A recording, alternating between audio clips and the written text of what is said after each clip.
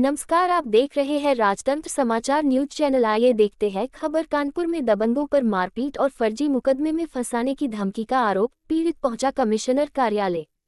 कल्याणपुर निवासी राघवेंद्र मिश्रा ने कुछ लोगों पर मारपीट, धमकी और फर्जी मामलों में फंसाने का आरोप लगाया है।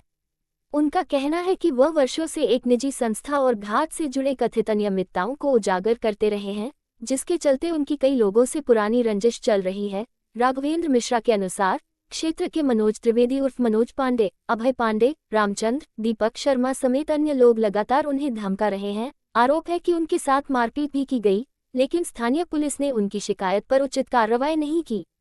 न्याय की मांग को लेकर राघवेंद्र मिश्रा सोमवार को पुलिस कमिश्नर कार्यालय पहुंचे और अधिकारियों से मामले की निष्पक्ष जांच कर आरोपियों के खिलाफ सख्त कार्रवाई की मांग की। फिलहाल मामले को लेकर शिकायत अधिकारियों को सौंप दी गई है। कानपुर से ब्यूरो रिपोर्ट। राघवेंद्र मिश्रा का नाम है। मामला ये हुआ है कि 2012 में मैं विधानसभा का इलेक्शन लड़ा था, कल्याणपुर विधानसभा से निर्दलीय के रूप में। और 2014 से मैंने जो है एक जागेश्वर मंदिर में कार्यदायी संस्था है श्री जागेश्वर महादेव प्रबंधक सभा, उनके कारनामों को उजागर कराना चालू किया। और उसके बाद उसी के सामने एक जागेश्वर घाट बना हुआ था, उस जागेश्वर घाट की शिकायत मैं सन 2016 से कर रहा था। और सन 2016 से होते होते 2025 में जो है वहाँ पर कुछ अराजक तत्वों द्वारा प्लाटिंग करना चालू कर दिया गया, जिसमें हवलदार सिंह के पुत्र हैं, एक हवलदार सिंह है जिनके ऊपर गंभीर धाराओं में कई मुकदमे दर्ज हैं और पिछले मंथ भी दर्ज हुए हैं। और वहाँ पर जो है घाट के अंदर भी कब्जा करने का प्रयास किया जा रहा था मनोज त्रिवेदी के द्वारा, जिसकी शिकायत मेरे द्वारा डीएम महोदय को और सीपी महोदय को 8 अप्रैल को दी गई थी कि आप जो है मेरी जान को खतरा है और एक बार आप इस पर जांच करा दीजिए, जिसकी जांच अभी प्रचलित है एसीपी साहब के यहाँ। और आज मुझे जो है आज की डेट में मुझे बुलाया गया, केडीए से फ़ोन आया मेरे पास और उन्होंने फ़ोन करके मुझसे कहा कि आप यहाँ पर आ जाइए और मौका मुआयना करा दीजिए। और मैं जैसे मौका मुआयना करने पहुँचा, वहाँ पर पूर्व स्मैक तस्कर के लड़के वगैरह सब मौजूद थे और उनके साथी मनोज त्रिवेदी, मनोज पंडा, जिनका वर्तमान में वहाँ पे काम चल रहा है, वो आकर उन्होंने जो है अपनी माँ के साथ उन्होंने पहले मेरा कॉलर पकड़ा और फिर मुझे घसीट लिया और फिर उसके बाद मेरे ऊपर लाठी डंडे बरसाना चालू कर दिए। उसमें एक तथाकथित भाजपा नेता अजय पांडे है और उसके बाद भी मुझे इतना मानने के बाद भी मेरे जो है इतनी चोट लगी है और मेडिकल के लिए मुझे जगह जगह भटकना पड़ रहा है। और मैं तो योगी और मोदी के उस पर काम कर रहा था, लेकिन उस काम को ये लोग नहीं करने दे रहे हैं और लोकल प्रशासन भी इनसे मिला हुआ है।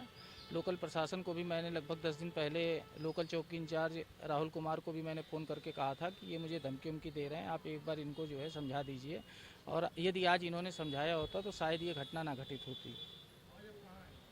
आज मैं जब पीड़ित हो गया, जब मैं 12 बजे से मुझे 12-1 बजे से टहलाया जा रहा है कि आप इधर मेडिकल होगा उधर मेडिकल होगा, जब दोनों जगह लाला लाजपत राय में मेडिकल नहीं हुआ, जिला अस्पताल उर्सला में मेडिकल नहीं हुआ, तो मैं यहाँ पर सीपी साहब के यहाँ आया हुआ था और सीपी साहब नहीं मिले और मुझे यहाँ से वो दिया गया कि आप जाके उन्हीं लोगों के साथ रहिए जो आपके जो विपक्षी हैं और उन्हीं के साथ अपना मेडिकल कराइए।